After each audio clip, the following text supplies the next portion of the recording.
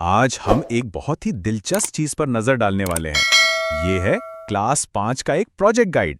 अब हम सिर्फ ये नहीं देखेंगे कि इसमें क्या सिखाया जा रहा है, बल्कि ये समझेंगे कि सिखाने का तरीका क्या है। वो असल में ज्यादा जरूरी है।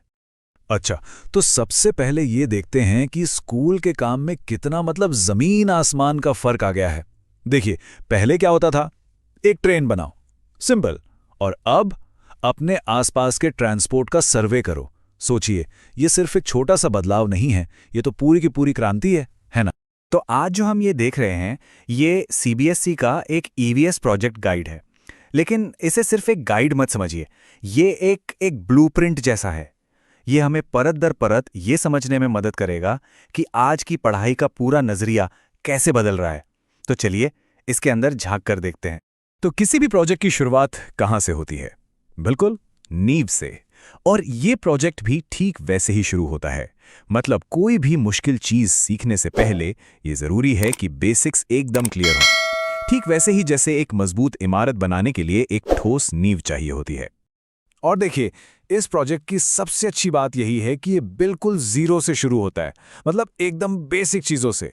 इससे ये पक्का हो जाता है कि क्लास में हर बच्चा एक ही पेज पर है, सब एक साथ एक ही जगह से शुरुआत कर रहे हैं।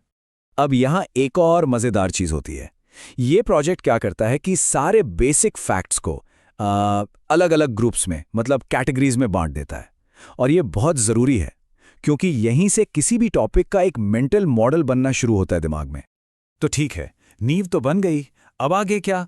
अब ये प्रोजेक्ट एक कदम और आगे जाता है। ये बच्चों को सिखाता है कि ट्रांसपोर्ट सिर्फ एक फैक्ट नहीं है जिसे रट लिया जाए। नहीं, ये एक ऐसी चीज है जो लगातार बदलती है, इवॉल्व होती है, और जिसका हमारे समाज पर गहरा असर पड़ता है। जैसे कि यहाँ देखिए, ये सेक्शन बच्चों को एक तरह से टाइम ट्रैवल पर ले जाता है। उन्हें ये समझने में मदद करता है कि टेक्नोलॉजी कैसे धीरे धीरे आगे बढ़ी। बात सिर्फ फैक्ट्स याद करने की नहीं है, बल्कि उस पूरी जर्नी को, उस विकास की प्रक्रिया को समझने की है। और यहाँ एक बहुत बड़ा ट्विस्ट आता है। ये प्रोजेक्ट सिर्फ जानकारी देने पर नहीं रुकता, ये बच्चों को उस जानकारी के बारे में सोचने पर, एक नैतिक नजरिया बनाने पर मजबूर करता है। अब सवाल सिर्फ क्या का नहीं रह जाता, बल्कि सवाल बन जाता है क्यों और इसका असर क्या है। तो जब ये प्रोजेक्ट इन उदाहरणों को सामने रखता है, तो ये असल में क्लासरूम की पढ़ाई को दुनिया के बड़े मुद्दों जैसे कि सस्टेनेबिलिटी और पर्यावरण से जोड़ देता है। इससे बच्चे सिर्फ जानकारी लेने वाले नहीं बनते, बल्कि एक जिम्मेदार नागरिक बनने की राह पर चलते हैं। चलिए, अब आते हैं इस पूरे विश्लेषण के सबसे एक्शन पैक्ड हिस्से पर। ये वो जगह है जहां सारा ज्ञान असल में काम में आता है, जहां नोइंग से डूइंग का सफर शुरू होता है। और असली सीख तो यहीं मिलती है। आपने एक्सपीरियंशियल लर्निंग शब्द तो बहुत सुना होगा। ये सिर्फ एक फैंसी शब्द नहीं है, इसका एक पूरा स्ट्रक्चर्ड प्रोसेस होता है, जैसा कि यहां दिख रहा है। पहले देखो, फिर लोगों से पूछो, और फिर जो पता चला है उसे समझो और नतीजा निकालो। सिंपल लेकिन बहुत पावरफुल।